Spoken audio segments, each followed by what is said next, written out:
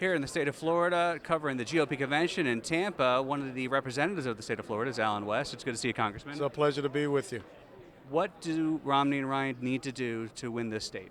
Well, I think the most important thing is they have to run on principle. They have to talk about their vision for this country, which looks to restore our economy, our economic security. When you look at what is going on as far as our foreclosure rates, you still have a problem here. The fact that we have a high unemployment rate. You know, we got one of the counties in my district has an 11.8% unemployment rate. So small business growth, tax reform, regulatory reform, access to capital reform. And then we have to talk about our energy security plan. How do we make sure that, we want people to come to Florida and enjoy, our beautiful beaches and everything. But when you look at the fact that the average price of gasoline is $3.73 right now, it was only $1.84 when the president took office back in January 2009. So that's what they have to lay out. And then they have to talk about, how they're going to stand by our strongest ally in the Middle East, which is Israel, which is a big concern for the South Florida Jewish community. Talk to me more about that because there is a lot of antagonism towards the state of Israel. I think in this presidency we have probably the worst relationship with the country of Israel in a long time. Very important partner in the Middle East, considering what's going on around them. It's a very volatile area right now. What should a Romney-Ryan administration do to heal the wounds with Israel? Well, I think the most important thing is once they're elected, we need to have President Romney go and visit Israel, which is something that President Obama did not do. He went to Turkey, he went to Saudi Arabia, he went to Egypt and gave a real rousing speech that led to the deposing of Hosni Mubarak, and now we got the Muslim Brotherhood in charge. So Israel now has a third front that they have to be concerned about along the Sinai Peninsula, as well as Hamas and the Gaza Strip and Hezbollah in southern Lebanon. So to reaffirm that relationship with Israel so that they know that the enemies that they face, which are also our enemies, we will be there for them. Let's say President Obama were to win a second term, what would that mean for Florida and the rest of the country? Well, what it would mean for the United States of America and indeed the world is the end of America as we know it. The end of the beacon of liberty, freedom, and democracy. That shiny city on the hill will begin to crumble.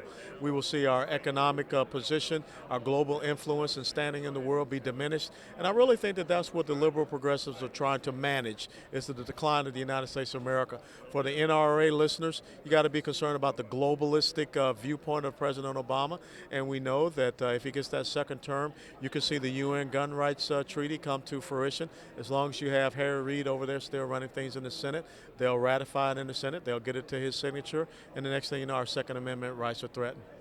When you see congressional ratings at record lows, does that bother you at all? And what do you do to personally lift those up, well, shall we say? Well, it doesn't bother me so much in that I know what I'm doing in myself within our congressional district and trying to get the message out.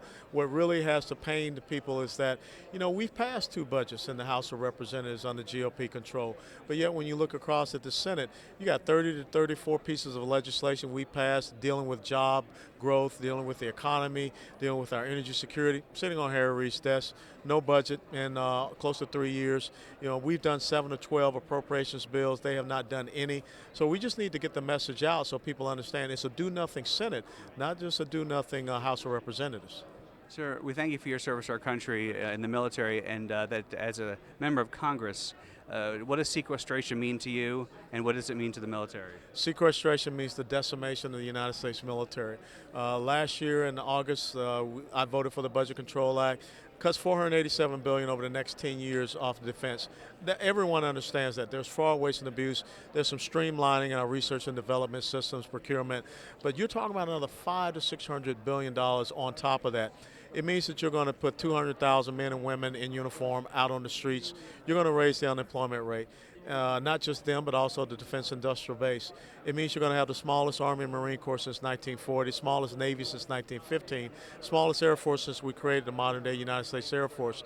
That's very troubling when you think about the fact that about 3 weeks ago, we had a Russian attack submarine in the Gulf of Mexico off of our waters that traversed undetected for close to 2 months. You have Vladimir Putin talking about putting naval bases into Cuba, but yet you have a commander-in-chief of the United States of America that says, just give me 4 more years and I'll have more flexibility as I reduce our nuclear arsenal and I sell our Eastern European allies under the rug as far as Poland and others that were dependent upon that missile defense shield. We can't have another 4 more years. Last question, sir. Should members of the military be allowed to carry on base? I think that what we need to make sure of is we have good protection, force protection procedures. You don't need to have every single member of the United States military on a base carrying, but you need to make sure that those areas that are considered mission vulnerable areas, MIVAs we called it when I was in, that they do have the right amount of security. My last tour of duty was Fort Hood, Texas, and it was very personal for myself and my family. We lived on the installation when Major Nadal Hassan shot those 43, killing those 13 there, because I went through that out-processing facility, that transition facility. And the fact that he has not been brought up for trial yet after 3 years, that's reprehensible. Congressman Allen West, thanks for your time, sir. Glad to be here in your state. Pleasure. Thanks for having me.